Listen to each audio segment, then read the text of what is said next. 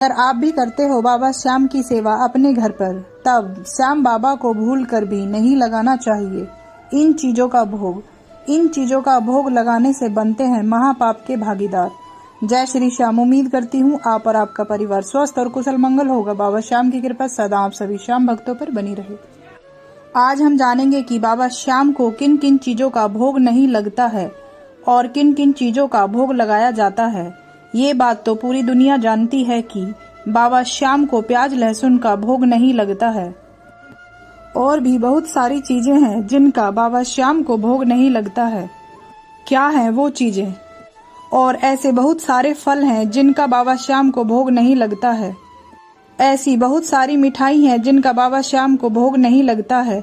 ऐसी बहुत सारी सब्जियां हैं, दाल हैं जिनका बाबा श्याम को भोग नहीं लगता है। तब आज हम जानेंगे कि बाबा श्याम का भोग हम किस किस चीज का लगा सकते हैं। जब हमारे घर पर बाबा श्याम विराजमान है, किस किस चीज का भोग लगता है बाबा श्याम को और किस किस चीज का भोग नहीं लगता है। आज मैं आपको इस वीडियो के माध्यम से पूरी जानकारी देने वाली हूँ।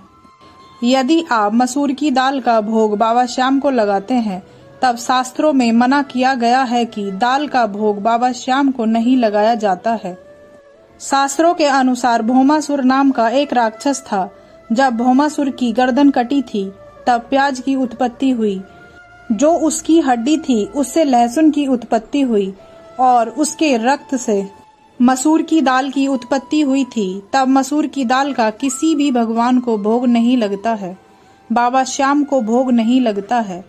दूसरी बात, फलों में केवल जामुन ही एक ऐसा फल है जो मार्केट में बहुत ही कम समय के लिए आता है और ऐसा बोला जाता है कि जामुन को पेड़ से नहीं तोड़ा जाता है, उसे नीचे से उठाया जाता है, तब उसको शुद्ध नहीं माना जाता है।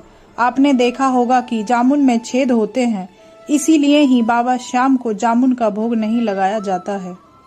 तीसरा, बाबा श्याम को बैगन का भोग नहीं लगाया जाता है क्योंकि शास्त्रों में बैगन को शुद्ध नहीं माना गया है। बैगन का भोग बाबा श्याम को नहीं लगता है। इवन किसी भी भगवान को बैगन का भोग नहीं लगाया जाता है। बाबा श्याम को आप दाल चावल का भोग लगा सकते हैं, कढ़ी चावल का भोग लगा सकते हैं, लेकिन मसूर की दाल का नहीं। मूंग की दाल, अरहर की दाल, चने की दाल, आप कोई भी दाल बनाए मसूर की दाल को छोड़कर। बाबा श्याम को हींग का भी भोग नहीं लगाते हैं। जिस भी सब्जी में हींग डली हुई होगी, उस सब्जी का भोग बाबा श्याम को नहीं लगाया जाता है। और साथ ही बाबा श्याम को मूली के पराठे, मूली की सब्जी का भोग नहीं लगता है। बाबा श्याम का जो भोग है वो दूध और खीर चूरमे का पसंदीदा भोग है। बाबा श्याम को दूध खीर चूरमे का भोग लगाया जाता है और द्वादशी के दिन तो जोत में भी खीर चूरमे का और दाल चावल का भोग लगाया जाता है। लोगों को पता नहीं होता है, तब लोग दिखावे में लगे हुए हैं, तब कुछ भी भोग में लगा देते हैं, नमकीन, कोल्ड ड्रिंक आदि कुछ भी। यह महामूर्खता करते हैं लोग। आप इस तरह की किसी भी चीज का भोग बाबा श्याम को नहीं लगाएं। हाँ, आप बाबा श्याम को दूध की बनी मिठाई, लड्डू, पेड़ा, हलवा, मावे की बनी मिठाई आदि, चावल, सब्जी, रोटी का भोग लगा सकते हैं। मिठाइयों में भी आप लगभग सारी मिठाइयों का भोग लगा सकते हैं क्योंकि बाबा श्याम को तो दूध की बनी मिठाई का भोग बेहद ही पसंद है। बाबा श्याम को मिठाई बहुत पसंद है क्योंकि बाबा श्याम के भक्त अपने हाथों से बनाकर अपने घर से चूरमा लेकर जाते हैं और बाबा श्याम को भोग प्रसाद में वही चढ़ाते हैं खाटू धाम मंदिर में। आपको सिर्फ सिल्वर पेपर वाली मिठाई का भोग नहीं लगाना है। बाबा श्याम का इस बात का आपको विशेष ध्यान रखना चाहिए क्योंकि भक्तों को इस बात का पता नहीं है। आप बाबा श्याम को किसी भी ड्राई फ्रूट्स का भोग लगा सकते हैं।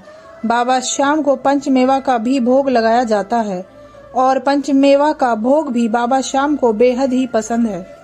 सब्जियों में बाबा श्याम को मशरूम की सब्जी का भोग नहीं लगाया जाता है क्योंकि मशरूम की सब्जी को शुद्ध नहीं माना जाता है, इसलिए किसी भी देवी देवता को मशरूम की सब्जी का भोग नहीं लगाया जाता है।